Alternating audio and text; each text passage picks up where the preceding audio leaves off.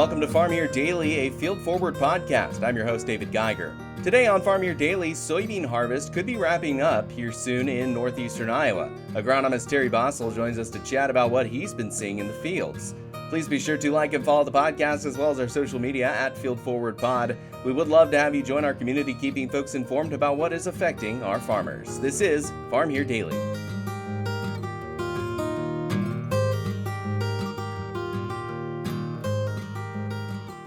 And joining me on Farm Here Daily, we're going to take a look at what is the harvest situation in northeastern Iowa with ISU Extension agronomist Terry Basol. Terry, always good to have you on the program. It's been a few weeks since we've spoken last, and let's take a look at harvest progress. We don't have our weekly updates because of the government shutdown, so I'm having to rely on word of mouth and what's going on the ground. Like folks with you. So what are you seeing out there? What's some of the harvest progress over in your area?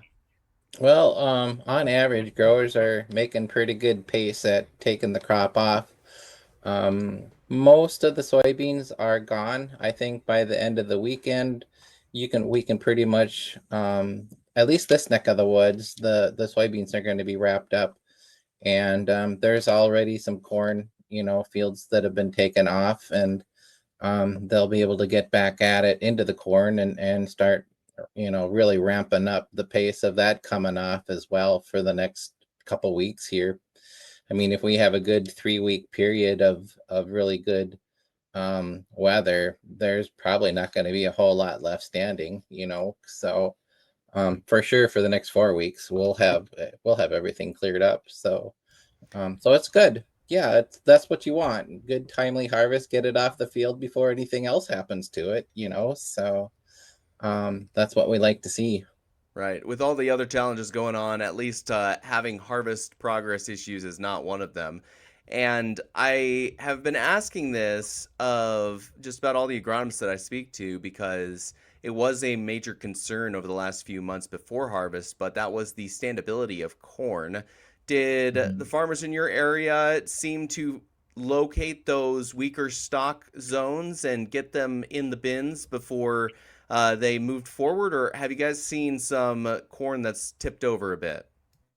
I think they were able to get at it right away. So I haven't heard of anything, of chatter in regards to downfields that are a problem. So if there was anything out there, I'm well assured that that was all taken care of. Most everything that I've seen has been standing really well in our neck of the woods. So that's a good thing, allows them to.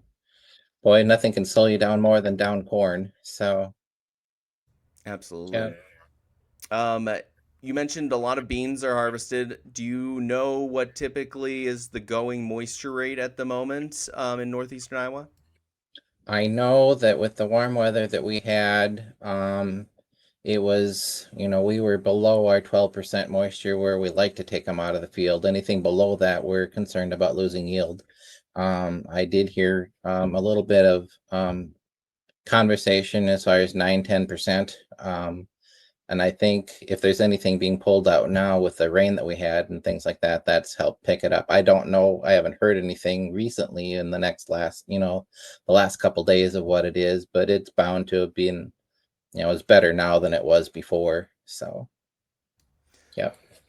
And as we scoot forward in harvest, I wanted to just take a look at some of the other agronomic notes that you may make during fall season. It can be a time where you can really check out weeds before and I suppose after they kind of go through the weed sprayer or harvester that you have rolling along.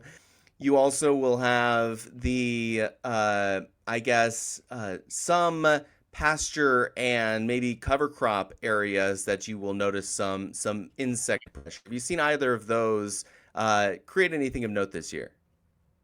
With weeds, yeah, the fall is a good time to kind of take note of maybe some that have continued to be a problem child through the growing seasons where you can. I know there's some guys that actually will, either with their software that they have in their machines or just the old fashioned notebook and a pen or something, will, make a note of the areas in the field where some of those problems were, to be able to, highlight that and concentrate the next season or two, for working on those spots and things like that. So yeah, this is a good time of the year for things like that.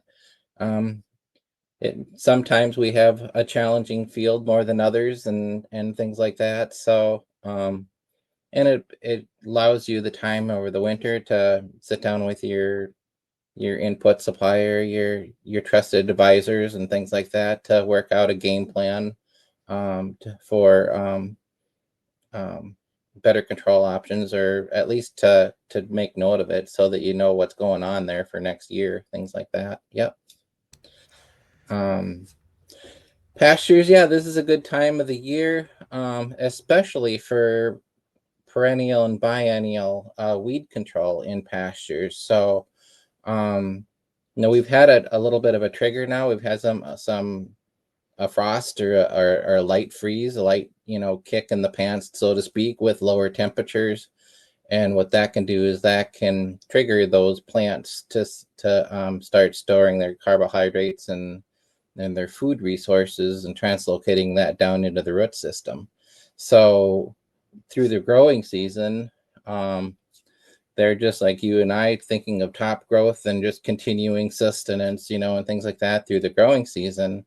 But then once that trigger happens, it's kind of going, hey, I got winter coming up. I need to be able to overwinter so that I'm here next year.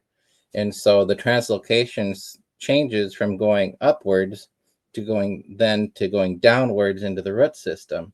So this is a very good time of the year to get out there and spray those weeds, because you have a much better chance of control for them. At least you've got a good shot at doing some damage to them in a planned program in that regard. So yeah, it's a great time of the year to do that. I know this is kind of a quieter time for the agronomists. They are being respectful of farmers being very busy, but still, I'm sure there's sometimes farmers in this time will give you a call and ask some questions. What do those questions tend to be around this time of the year? Oh, when the soybeans start coming off, in general, that's when guys are starting to put together soil sampling plans, for getting their field soil sampled for the corn, the next year. And then a lot of those that do grid sampling and things like that, they kind of put together, at least first for fertilization, a 2-year plan in that regard. So those conversations kind of start happening as far as, soil sampling, getting the results back, then determining what to do for a fertility program. Economics are very important this time of the year. So depending upon where their soil sample results come back, there might be some opportunities to, if they're in the high or very high categories of P and K, this might be a very good year to consider, not to do a whole lot with that. Agronomically, in those high categories, you're not going to agronomically jeopardize the future crop with that. So those are, just good talking points to kind of go through. And each grower or producer has their own philosophy and how they want to do that. So, yep, those are Terry, some of the things we talk about. Yeah. yeah, yeah. Uh, those are some pretty interesting aspects to get into nearing this time of the season. And as you were speaking, I was thinking, well, farmers are extremely forward thinking and oftentimes are planning for next year as well. Are there any trends this year that you noticed in your part of the state that you are advising farmers to think about a little bit more carefully as they are making those planting decisions here and now? We haven't yet, no. That will probably be some conversations, coming into winter, or through the winter. Really, right now, everybody is primarily concentrated on getting that crop out in a timely fashion and doing it as safe as possible. So that's really the biggest focus right now. But you're right, growers do think off into the future of plans and things. One could be just, depending upon the weather and things like that, would be residue, and what are some tillage considerations and things like that, either this fall or next spring before planting. So Terry Basol is an ISU Extension agronomist for northeastern Iowa, joining us on Farm Here Daily. Terry, as usual, thank you so much for your time today. I appreciate talking to you. oh, you're welcome. Happy to do it, and I guess a safe harvest or safe continual harvest for the rest of this fall here. So everybody needs to be safe, and you can replace metal, but you can't replace fingers and toes. So Thanks for that note, and thank you again, Terry. you bet. This is Farm Here Daily, and after that chat with Terry, we're going to take a look at the end of the week market close.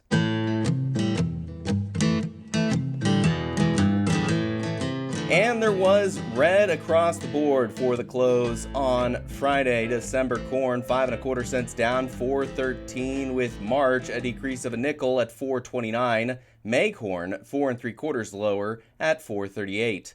Soybeans in November 15 1/2 cents in the red, $10 6 3/4. January 15 1/4 down at 10.23 1/4, with March beans 14 3/4 lower at 10.37 1/2. Soybean meal in December, $1.90 a ton in the red at $275 even. Soybean oil in December about a penny lower at $49.97 a pound. Wheat in December, 8 cents down at $4.98 1/2, with March wheat 8 3/4 lower at $5.15 1/4. Hard red winter wheat in December, 6 3/4 down at $4.83, with March a decrease of 6 3/4 at $5.04 1/2. Looking into the livestock market close for Friday, green there in cattle, October lives, $3.45 a hundredweight more at $238.47, with December rising $2.62 at $242.52. In feeder cattle, October, $1.47 a hundredweight more at $375.50. November, $1.85 up at $375.90. Lean hogs in December, though, were down 32 cents lower at $84.02 a hundredweight, with February 37 cents weaker at $86.30 a hundredweight. That is the Friday market close. This is Farm Here Daily.